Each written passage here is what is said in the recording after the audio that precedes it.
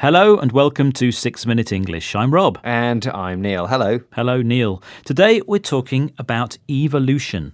Now, the man most people think of when talking about evolution is, of course, Charles Darwin. He was a bit of a genius, wasn't he? He was. Evolution means the way living things change and develop over millions of years.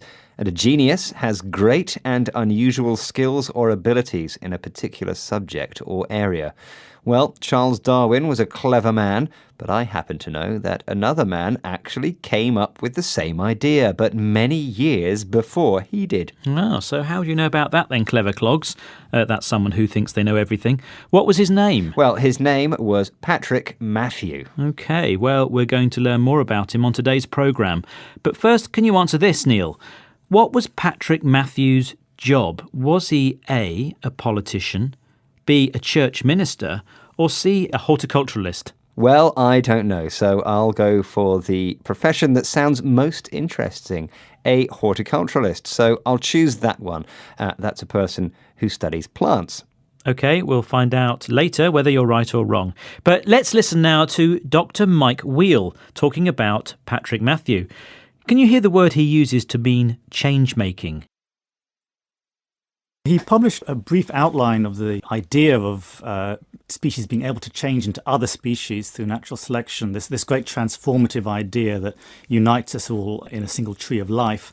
And he did that 27 years before Darwin and Alfred Russel Wallace did so. And they recognised that he did so, but other people since then have simplified the story and tended to concentrate just on Darwin. So, Matthew believed that evolution happened by natural selection, and natural selection describes the way that plants and animals adapt to their environment, because some individuals survive and reproduce, and others don't. And adapt means the way our bodies or our behaviour change to suit new conditions. And what does Dr. Mike Wheel mean by a single tree of life? Well, the basic idea behind evolution is that all the different species or types of living thing have evolved from the same simple life form. Just like a family tree describes how the members of your family are related to each other, so the tree of life describes how all living things are related. So, if this was a transformative or change-making idea, why don't more of us know about Patrick Matthew? A good question, Neil.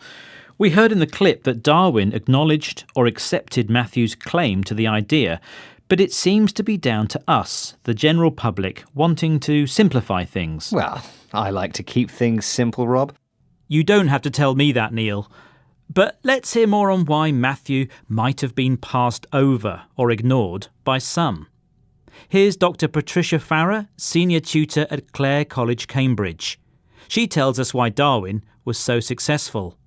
And listen out for the word she uses to mean close friends and supporters. He brought his allies on board, and although he was publishing from his stronghold down in Kent, he had the most famous, most prominent, eminent members of the scientific society in Victorian times who were pushing on his behalf. Having a scientific theory being accepted is not just a matter of whether the theory's right. The word she used was allies. What are they, Neil? Allies are people who help or support us in something. Having someone on board also means to have someone's support for an idea or project. And Darwin's allies weren't just mates from down the pub, were they? No, they weren't. They were famous, prominent and eminent scientists. Prominent means important and well-known, and eminent means important and respected. Ah, yes. So you could say that I'm an eminent radio presenter, Rob. Well, I could, Neil, but... Okay. Moving on. These eminent scientists were pushing on Darwin's behalf. In other words, they were taking strong action to promote his theory of evolution. And it's possible that Patrick Matthew did not enjoy the same level of support. That could be true. So, do you remember the quiz question from the beginning of the show, Rob? Indeed I do. I asked, what was Patrick Matthew's job? Was he A, politician, B, a church minister, or C, a horticulturalist? And I said C, horticulturalist. Yes, and that was the right answer, so well done, Neil.